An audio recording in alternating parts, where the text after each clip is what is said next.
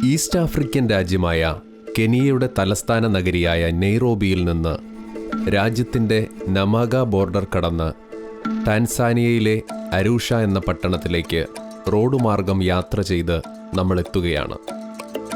African മിഷനിൽ ഒരു Malayali missionary സന്യാസിനി തൻ്റെ ഗുരുവിനെ ജീവിതം കൊണ്ട് കാട്ടിക്കൊടുത്ത് ഒരു ക്രിസ്തീയ സമൂഹത്തെ രൂപപ്പെടുത്തിയ ഇടത്തേക്ക്. അവിടുത്തെ കാഴ്ചാനുഭവങ്ങൾ മലയാളികൾക്ക് ദൃശ്യമാക്കാൻ ജാംബോ ആഫ്രിക്കയുടെ പുതിയ എപ്പിസോഡിലേക്ക് ഏവർക്കും സ്വാഗതം.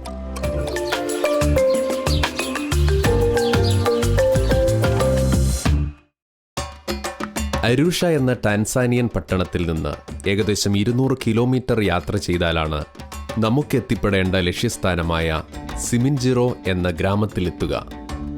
അരുഷയിൽ നിന്നുള്ള തുടക്കത്തിൽ ഒഴിച്ച് ബാക്കി മുഴുവൻ യാത്രയും ടാർ ചെയ്യാത്ത വിജനമായ വഴിയിലൂടെ യാത്ര ചെയ്തു വേണം ഇന്നും സിമിൻജിറോയിൽ എത്തിപ്പെടാൻ. അവശ്യവസ്തുക്കൾ ലഭിക്കുന്ന ഒരു കുഞ്ഞു കട പോലും കാണാൻ സാധിക്കാത്ത യാത്രയിൽ അത്യാവശ്യത്തിന് വെള്ളമോ ഭക്ഷണമോ കരുതാതെ ഈ വഴിയിലൂടെ യാത്ര സാധ്യമല്ല. അപ്പോൾ കഴിഞ്ഞ 20 വർഷങ്ങൾ ഒരു മലയാളിയായ സന്യാസിനി ഒറ്റയ്ക്ക് ഈ വഴിയിലൂടെ യാത്ര ചെയ്തത് എത്ര തീഷ്ണതയോടെയാണ് എന്ന് നമ്മെ അത്ഭുതപ്പെടുത്തും. വരണ്ട പ്രദേശത്തിലൂടെ യാത്രയിൽ ഇടയ്ക്ക് കാണുന്നത് വ്യത്യസ്തമായ മരച്ചില്ലകളോടുകൂടിയ ബൗബൗ മരങ്ങളാണ്. ലോകത്തിൻ്റെതായ ഒരു മലിനീകരണവും തൊട്ടു തീണ്ടാത്ത 400ഓളം ചതുരശ്ര കിലോമീറ്റർ ചുറ്റളവിലുള്ള ഈ ഭൂപ്രദേശത്ത് ആടുകളെ മേച്ചു ജീവിക്കുന്ന മസായി വംശജരാണ് വസിക്കുന്നത്. യാത്രയുടെ അവസാനത്തിൽ ലക്ഷ്യസ്ഥാനമായ സിമിൻജിറോ ഗ്രാമത്തിൽ നോർത്ത് ഡാം സിസ്റ്റേഴ്സിന്റെ ആശ്രമത്തിലേക്ക് നമ്മൾ എത്തിച്ചേർന്നിരിക്കുകയാണ്.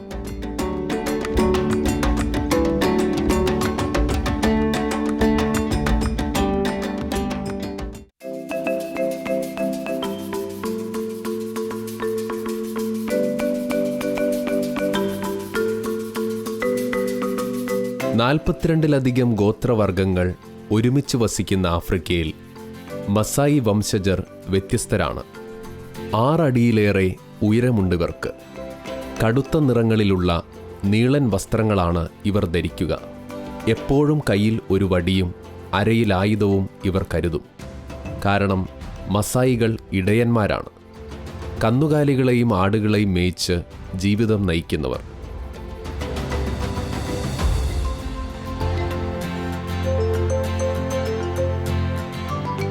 മരക്കഷ്ണങ്ങൾ ചേർത്ത് വെച്ചുകെട്ടി മണ്ണു തേച്ച് പിടിപ്പിച്ച് പുല്ലുമേഞ്ഞ കുടിലുകളിലാണ് ഇവർ കൂട്ടമായി താമസിക്കുന്നത്.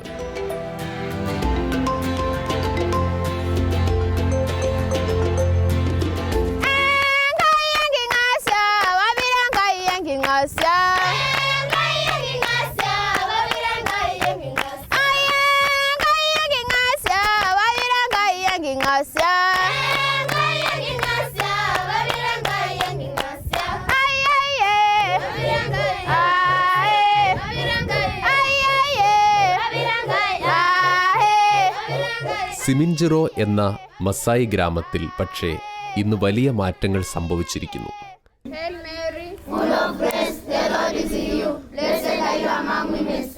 കാലികളെ മേച്ചു നടന്നിരുന്ന കുട്ടികൾ ഉന്നത വിദ്യാഭ്യാസത്തിന് യോഗ്യരാകുന്നു. സമൂഹത്തിന്റെ മുഖ്യധാരയിലേക്ക് കടന്നുവരുന്നു. കാരണം 20 വർഷങ്ങൾക്ക് മുൻപ് സിസ്റ്റർ മേരി രശ്മി എന്ന മലയാളിയായ നോർത്ത് ഡാം സന്യാസിനി തൻ്റെ ജീവിത സമർപ്പണത്തിലൂടെ വരുത്തിയ മാറ്റങ്ങളാണ്.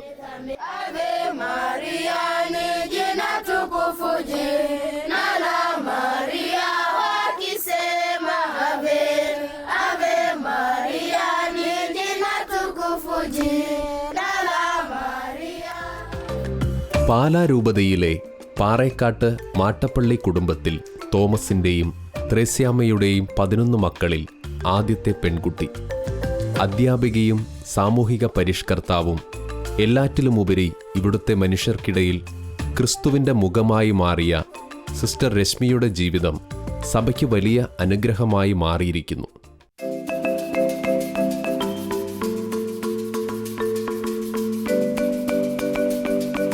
ഇതാണ് ഈ വില്ലേജിൽ ആകപ്പാടെയുള്ള മാർക്കറ്റ്. നമ്മൾ നോക്കി ആകപ്പാടെ ഒരു 5 കട മാക്സിമം ഉണ്ട്. ഇതിൽ ഓരോന്നിലും കുറച്ച് പഞ്ചസാരയുണ്ട്. പിന്നെ മെഡിസിനായിട്ടൊക്കെ പറയുകയാണെങ്കിൽ ആകെപ്പാടെ ഒരു പാരസെറ്റമോൾ പോലത്തെ അത് മാത്രമാണ് ഇവിടെ കിട്ടാവുന്നുള്ളൂ.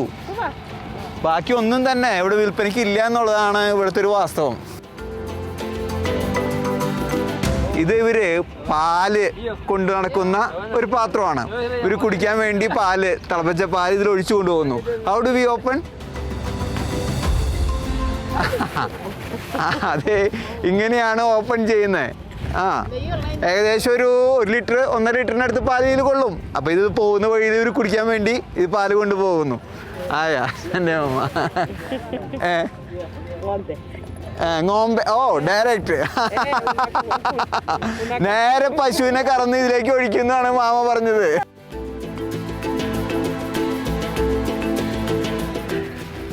നമ്മളിപ്പോൾ ഒരു മസായി ബോമയിലേക്കാണ് പോകുന്നത്. ബോമ എന്ന് പറഞ്ഞാൽ ഒരു കൂട്ടുകുടുംബം എന്നർത്ഥം.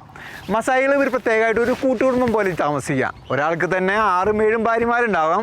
പിന്നെ മറ്റു ബന്ധുമിത്രാദികളൊക്കെ ഒരുമിച്ച് ഒരു വലിയ കോമ്പൗണ്ടിൽ പല വീടുകളായിട്ട് ഒരുമിച്ച് താമസിക്കുന്നു. അതായത് ഒരു ബോമയിൽ ഏകദേശം ഒരു 100-150 പേര് വരെ ഉണ്ടാകാം. നമുക്ക് അങ്ങോട്ട് പോകാം.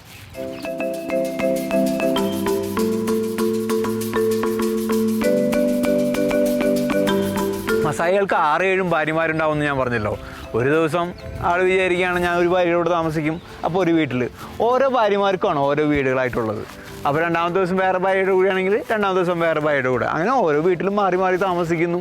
അവരിന്ന് കുട്ടികളുണ്ടാകുന്നു. അവരെല്ലാവരും വലിയ കുടുംബമായിട്ട് ജീവിക്കുന്നു.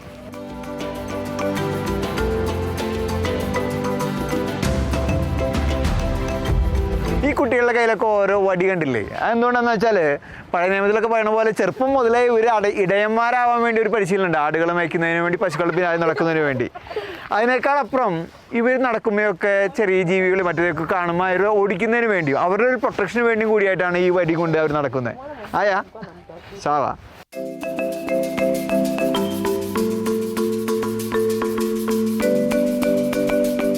ഇതാണ് ഒരു മസായിയുടെ വീട്. ഇവിടെ ഒറ്റമുറിയുള്ള വീടാണ് പ്രധാനമായിട്ടുള്ളത്. പിന്നെ അതിനോട് ചേർന്ന് തന്നെ ഒരു അടുക്കള ഉണ്ടാവും. പിന്നെ ഈ വീടുകളിലൊക്കെ സെൻട്രലായിട്ട് കാലികൾ ഒരുമിച്ച് കൊണ്ടുവന്ന് കെട്ടുന്നതിനുള്ളത്. അപ്പോൾ ഒരു 10-20 വീട് ഒരുമിച്ച് ഒരു കൂട്ടുകുടുംബമായിട്ട് മസായികൾ ഒരുമിച്ച് ജീവിക്കുന്നു. അതിന് മസായി ബോമ എന്ന് പറയുന്നു.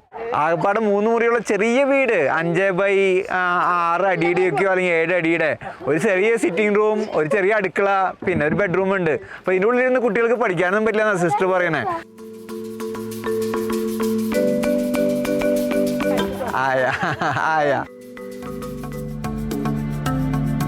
സിമിൻജിറോ ഗ്രാമത്തിലെത്തിയ സിസ്റ്റർ രശ്മിക്ക് താമസം പ്രധാന പ്രശ്നം തന്നെയായിരുന്നു. അന്ന് സിസ്റ്ററിന് ആതിഥ്യമേകിയ ഭവനമാണ് ഇത്. ആദ്യമായി ഇവിടേക്ക് വന്ന രശ്മി സിസ്റ്ററിനെ സ്വാഗതം ചെയ്തത് ഈ കുടുംബവും ഇവിടുത്തെ ഏറ്റവും മുതിർന്ന അമ്മയുമാണ്. വർഷങ്ങൾ ഈ ഭവനത്തിലെ ഒറ്റമുറിയിൽ താമസിച്ചാണ് സിസ്റ്റർ മിഷണറി പ്രവർത്തനങ്ങൾ ചെയ്തുകൊണ്ടിരുന്നത്.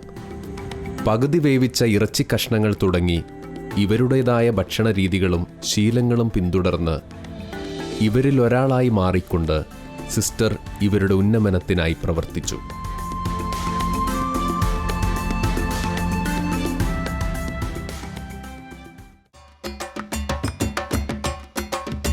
ആഫ്രിക്കയിലെ ഗ്രാമജീവിതത്തിൽ ഒഴിച്ചുകൂടാൻ പറ്റാത്തതാണ് ആഴ്ചച്ചന്തകൾ.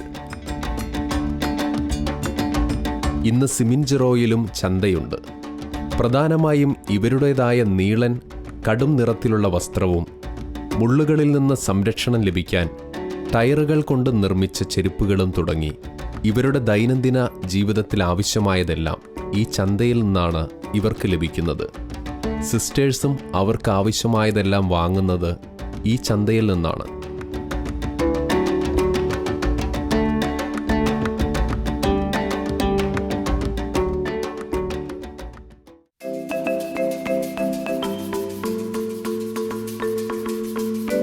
ജലം അമൂല്യമാണ്.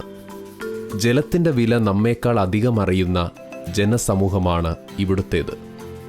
വരണ്ടതും തീരെ മഴ ലഭിക്കാത്തതുമായ ഈ ഭൂപ്രദേശത്ത് ജലത്തിനു വേണ്ടി ദൂരങ്ങൾ താണ്ടിയിരുന്ന ഇവിടുത്തുകാർക്ക് ജലത്തിൻ്റെ സ്ഥിരമായ ലഭ്യതയിലൂടെ സിമിറിൻജോയിൽ തന്നെ ഒരുമിച്ച് വസിക്കാൻ അവസരമൊരുക്കിയത് രശ്മി സിസ്റ്ററുടെ കഠിന പ്രയത്നമാണ്. ക്രിസ്തുവിൻ്റെ മനോഹരമായ ദൈവസ്നേഹത്തിൻ്റെ ഒരു മുഖം ഈ നോട്ടർഡെയിം സിസ്റ്റേഴ്സിലൂടെ ഇവിടെ അനുഭവിക്കുക. സിസ്റ്റർ രശ്മിയിലൂടെ ക്രിസ്തുവിൻ്റെ സ്നേഹമുള്ളൊരു മുഖം ഇവർക്ക് അനുഭവിച്ചെടുക്കാൻ പറ്റി എന്നാണ് സിസ്റ്റേഴ്സ് നമ്മുടെ അടുത്ത് പറയുന്നത്. നമ്മൾ ഈ വാട്ടർ ടാങ്ക് ഒന്ന് നോക്കി. ഏറ്റവും ആദ്യം ഇവിടെ വന്നപ്പോൾ അവർ കാണുന്നത് ഇവിടെ ചെറിയൊരു ബോർഹോളിൽ നിന്ന് വെള്ളം കൊണ്ടുപോയി അതിൽ നിന്ന് മറ്റെല്ലാ മൃഗങ്ങളും മനുഷ്യരും എല്ലാവരും ഒരുമിച്ചിട്ട് ഉപയോഗിക്കുന്നതാണ്. അപ്പോൾ സിസ്റ്റർ തന്നെ അവരുടെ കോൺഗ്രിഗേഷനിൽ കുറച്ച് കാശ് ലഭിക്കുമോ എന്ന് ചോദിച്ചു. അത് ലഭിച്ചതനുസരിച്ച് ഒരു വാട്ടർ ടാങ്ക് ഈ നാടിന് വേണ്ടി പണിത് കൊടുക്കുന്നു. അതിൽ നിന്നിപ്പോൾ വളരെ ക്ലീനായിട്ടുള്ള വെള്ളം അവർ വീടുകളിലേക്ക് കൊണ്ടുപോകുന്നു. വീട്ടാവശ്യങ്ങൾക്കും കന്നുകാലികൾക്ക് കുടിക്കുന്നതിനും മറ്റുമായിട്ട് ഉപയോഗിക്കുന്നു. അതുപോലെ ഈ നാടിൻ്റെ ആവശ്യത്തിന് മസായി ലാൻഡിൽ വളരെ ചുരുക്കം മഴ പെയ്യുകയുള്ളൂ. അതിനേക്കാളപ്പുറം വേറൊരു പ്രശ്നം സിസ്റ്റർ നമ്മുടെ അടുത്ത് പറഞ്ഞത് ഇവിടുത്തെ സ്ത്രീകൾ അനുഭവിക്കുന്ന കഷ്ടപ്പാടിനെ കുറിച്ചാണ്. സ്ത്രീകളെ ഒരിക്കലും ഒരു പരിഗണിക്കാത്തൊരവസ്ഥയുണ്ട്. പഴയ നിയമത്തിലൊക്കെ കാണുന്ന ഒരു ചരിത്ര സംഭവങ്ങളൊക്കെ നമ്മൾ വായിച്ചെടുക്കാൻ നമുക്ക് മനസ്സിലാവും. സ്ത്രീകൾക്കും കുട്ടികൾക്കും ഒരിക്കലും ഒരു പരിഗണന കിട്ടാത്ത ഒരു ഗോത്രവർഗമാണ് മസായി ലാൻഡ്. അപ്പോൾ ആ മസായികളുടെ സ്ത്രീകളുടെ ഉന്നമനത്തിന് വേണ്ടി ഒരു അക്ഷീണം പ്രതീക്ഷിച്ചുകൊണ്ടിരിക്കുക. പ്രധാനമായിട്ട് അവർ ചെയ്തൊരു കാര്യം പറഞ്ഞത് ഇവിടെ പോഷോ മില്ല്, നമ്മുടെ പൊടിക്കുന്ന മില്ല്, ഇവിടെ ചോളമുണ്ട്, ചോളമാണ് ഇവരുടെ പ്രധാന ഭക്ഷ്യവസ്തു. അപ്പോൾ അതിവിടെ കൊണ്ടുവന്ന് അല്ലെങ്കിൽ ഉരലിലൊക്കെ ഇട്ട് പണ്ട് ഇടിച്ചെടുക്കുകയായിരുന്നു. ഇപ്പോൾ സിസ്റ്റേഴ്സിൻ്റെ സഹായത്തോടു കൂടി ഇവിടുത്തെ സ്ത്രീകളുടെ കുറച്ച് സഹായത്തോടു കൂടി അവരൊരു പോഷോ മില്ല് സിസ്റ്റർ രശ്മി സംഘടിപ്പിച്ചെടുത്തതാണ്. അത് സംഘടിപ്പിക്കുകയും അവർക്ക് വേണ്ട രീതിയിൽ ആ ചോളം പൊടിച്ചെടുത്ത് അവർക്ക് ഭക്ഷണം ഉണ്ടാക്കുവാനും സാധിക്കുന്നു. അതോടൊപ്പം തന്നെ സ്ത്രീകളുടെ കയ്യിൽ ഒരു സമ്പാദ്യവും ഇല്ല. ഒരു ഭർത്താവിന് 6-7 ഭാര്യമാരാണ്. ഒരാൾക്ക് എഴുതാനും വായിക്കാനും അറിയില്ല. ചെറുപ്പത്തിലെ തന്നെയുള്ള കല്യാണം കഴിഞ്ഞ് കൊണ്ടുവന്നിരിക്കുന്നു. 8-9 കുട്ടികളോ ഓരോരുത്തർക്കും ഉണ്ടാവും. അപ്പോൾ അവർക്ക് കുറച്ചെങ്കിലും സമ്പാദ്യശീലം, നമ്മുടെ നാട്ടിലെ ഒരു 20 രൂപ 30 രൂപയാണ് ഒരാഴ്ച കൊണ്ടൊക്കെ ഇവർക്ക് സമ്പാദിക്കാൻ പറ്റുന്നത്. അത് കൊണ്ടുവന്ന് കൂട്ടിവെച്ച് സിസ്റ്റേഴ്സ് തന്നെ അവർക്ക് കണക്കൊക്കെ എഴുതി സൂക്ഷിക്കുന്നു. ഒരു ബാങ്ക് പോലെ പ്രവർത്തിക്കുന്നു. അവർക്ക് എന്തെങ്കിലും ആവശ്യം ഉണ്ടാകുമ്പോൾ അതിൽ നിന്ന് ഒരുമിച്ചെടുക്കുക. കുട്ടികളെ പഠിപ്പിക്കാനോ മറ്റല്ലെങ്കിൽ അസുഖങ്ങൾ വരുമ്പോഴോ കൊണ്ടുപോകാനൊക്കെ വേണ്ടിയായിട്ട് കുട്ടികളെ ഇത്രയും കൂടി സഹായിക്കുന്നതിന് വേണ്ടി അവരുടെ അമ്മമാരെ കൂടുതൽ പ്രബുദ്ധരാക്കുന്നു. അതിനുവേണ്ടി ഇവർ സെമിനാറുകൾ നടത്തുന്നു, അവരെ കൂടുതൽ പഠിപ്പിക്കുന്നു. അങ്ങനെ ഈ വില്ലേജിലെ അമ്മമാരെ ഉദ്ധരിക്കുന്നതിന് വേണ്ടി അവർ പ്രവർത്തനങ്ങൾ നടത്തുന്നുണ്ടെന്നാണ് സിസ്റ്റർ നമ്മുടെ അടുത്ത് പറയുന്നത്. അപ്പോൾ ഈ നാടിൻ്റെ ഉന്നമനത്തിന് വേണ്ടി ക്രിസ്തുവിൻ്റെ സ്നേഹം, ദൈവത്തിൻ്റെ സ്നേഹം ശക്തമായ രീതിയിൽ നമ്മുടെ സിസ്റ്റേഴ്സിനും സിസ്റ്റർ രശ്മിക്കും മറ്റെല്ലാ സിസ്റ്റേഴ്സിനും കൊടുക്കാൻ സാധിക്കുന്നു എന്നുള്ളതാണ് ഏറ്റവും വലിയ കാര്യം. ഈ പ്രവർത്തനങ്ങളെല്ലാം തുടങ്ങി വെച്ച സിസ്റ്റർ രശ്മി ഇന്ന് വേറൊരു മിഷൻ പ്രദേശത്താണ്. പക്ഷേ സിസ്റ്റർ രശ്മിയിലൂടെ തുടങ്ങി വെച്ച ഈ പദ്ധതികളെല്ലാം നോട്ടർഡെയിം സിസ്റ്റേഴ്സ് വളരെ ഭംഗിയായി മുന്നോട്ട് കൊണ്ടുപോകുന്നു. ദൈവസ്നേഹം വളരെ അനുഗ്രഹത്തോടു കൂടി ഇവർക്കെല്ലാം ലഭിച്ചുകൊണ്ടിരിക്കുന്നു. Thank you sisters. God bless you for all the wonderful works you are doing for them. ഭരിക്കൂ വെസാന.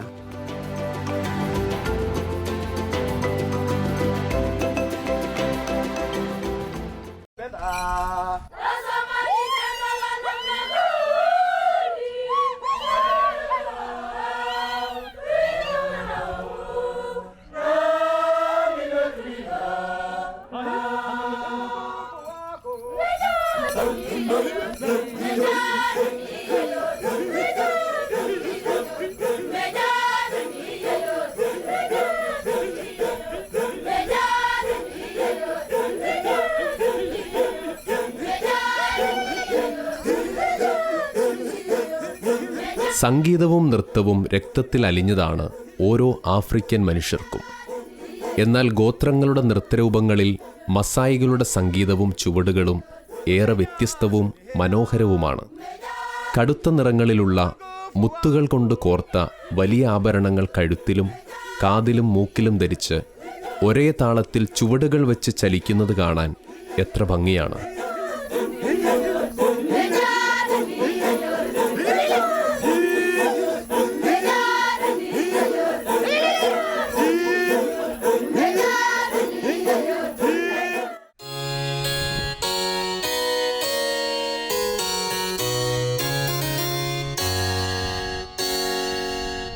ഒഴിവുവേളയിൽ ഈ ജനസമൂഹം ഒരുമിച്ച് കൂടിയിരിക്കുന്നത് അവർക്ക് ലഭിച്ച സംഗീതത്തിലൂടെ ദൈവത്തെ ആരാധിക്കാനാണ്. ഒരുമിച്ച് ഒരേ താളത്തിൽ ആരാധനയ്ക്കായുള്ള സംഗീത പരിശീലനത്തിലാണ് ഇവർ. ഇത്തരം വേളകളിൽ സിസ്റ്റേഴ്സ് ഇവിടെ വിശ്വാസ പരിശീലനവും നടത്തുന്നു.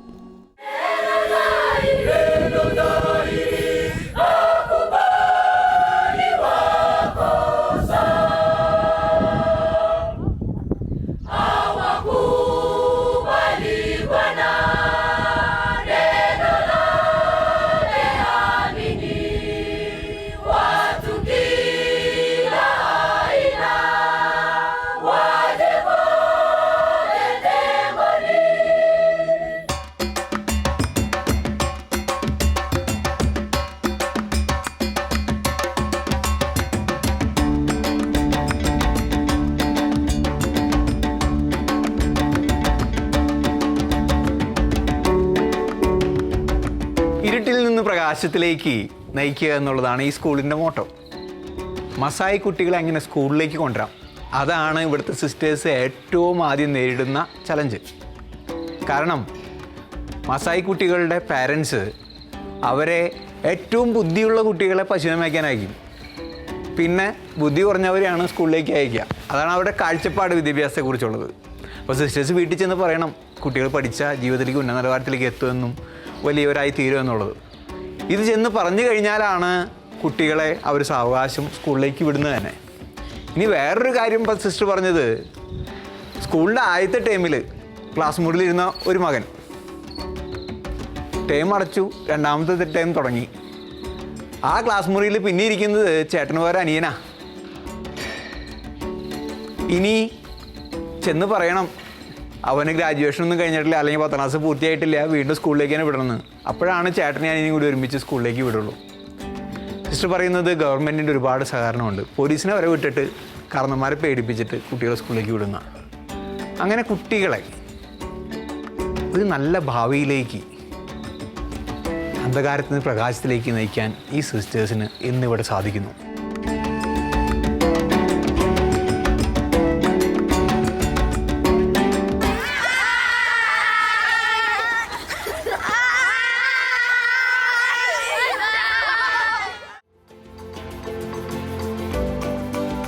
ഈ മനുഷ്യൻ വെട്ടിത്തെളിക്കുന്നത് തൻ്റെ വീട്ടിലേക്കുള്ള വഴിയാണ്. ഒരു വൈദികനെ തൻ്റെ ഭവനത്തിൽ ബലിയർപ്പിക്കുന്നതിനായി കൊണ്ടുവരാൻ. നമ്മൾ ഇനി കടന്നു ചെല്ലുന്ന ഭവനത്തിൽ വീട്ടുകുർബാന അർപ്പിക്കപ്പെടാൻ പോകുകയാണ്. വീടിൻ്റെ അതിര് കടന്നപ്പോൾ തന്നെ കുടുംബാംഗങ്ങളും അയൽപക്കത്തുള്ളവരും നമ്മളെ കൈകൊട്ടി പാട്ടുപാടി സ്വീകരിക്കുകയും മരച്ചുവട്ടിലൊരുക്കിയ കുഞ്ഞു ബലിപീഠത്തിലേക്ക് ആനയിക്കുകയും ചെയ്തു.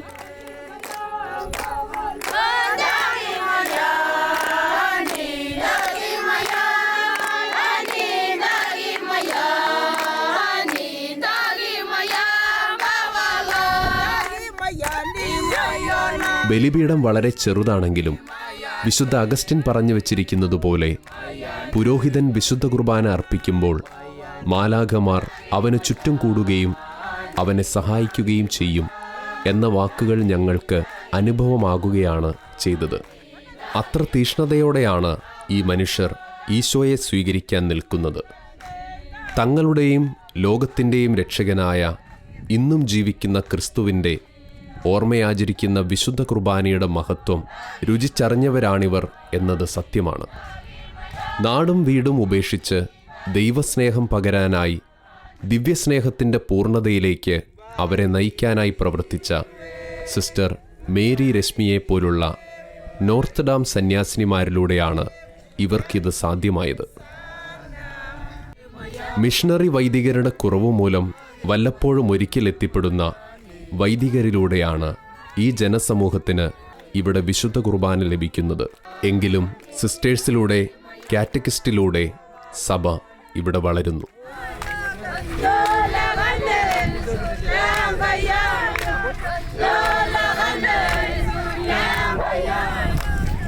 ഈ ദൈവജനെല്ലാം എന്തൊരു സന്തോഷത്തിലാണെന്ന് നോക്കിയേ. ഈശോയുടെ ഒരു തിരുബലി അർപ്പിക്കാൻ ഒരു അവസരം കിട്ടിയതിലുള്ള സന്തോഷത്തിലാണ് വരുന്നത്. ഇവർക്ക് സാധാരണ 3-4 മാസം കൂടുമ്പോഴാണ് ഒരു കുർബാന കിട്ടുന്നത് അവരുടെ ഒരു പള്ളിയിൽ. ഇതുപോലൊരു കുർബാന കിട്ടിയത് വളരെയധികം സന്തോഷത്തിലാണ് ഇവരിയ്ക്കുന്നത്. ജീവിതത്തിൽ ആദ്യമായിട്ട് അത്രേ അവരുടെ കുടുംബത്ത് വന്നിട്ട് ഒരു കുർബാന കിട്ടുന്നത്. അതും വളരെ ചുരുക്കം മാത്രം, എല്ലാ അച്ഛന്മാരും വരുമ്പോൾ മാത്രമേ ഈ കുർബാന കിട്ടാറുള്ളൂ. അത്ര സന്തോഷത്തിലാണ് ഇവിടെ ഇരിക്കുന്ന എല്ലാവരും തന്നെ. ഭയങ്കര സന്തോഷമുണ്ടായി. ദൈവത്തിന് ഒരുപാട് കൃപയുണ്ടായിട്ട് അവർ പറയുന്നു. അവർക്ക് ഒരുപാട് സന്തോഷവും നമ്മളോട് തീരാത്ത കടപ്പാടുമായിട്ടാണ് ഈ ജനങ്ങൾ നിൽക്കുന്നത്. അച്ഛന്മാരുടെ കുറവാട്ടോ.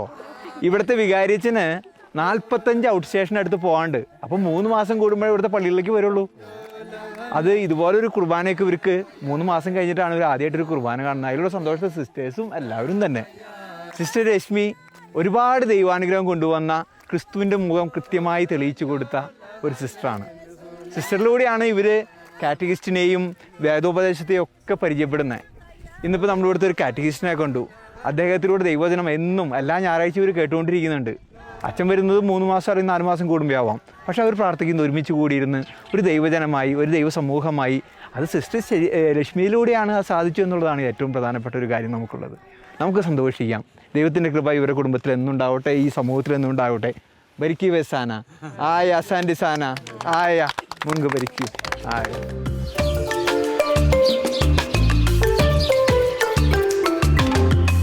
ആഫ്രിക്കൻ മിഷനെ അടുത്തറിയുന്ന ഈ യാത്രയിൽ ഈ മസായി ലാൻഡിൽ ക്രിസ്തുവിൻ്റെ മുഖമായി മാറിയ സിസ്റ്റർ രശ്മിയെ കൂടുതൽ അടുത്തറിയുന്നതിനും അവരുടെ പ്രവർത്തനങ്ങളെക്കുറിച്ച് കൂടുതൽ മനസ്സിലാക്കുന്നതിനും നമുക്ക് സാധിച്ചു.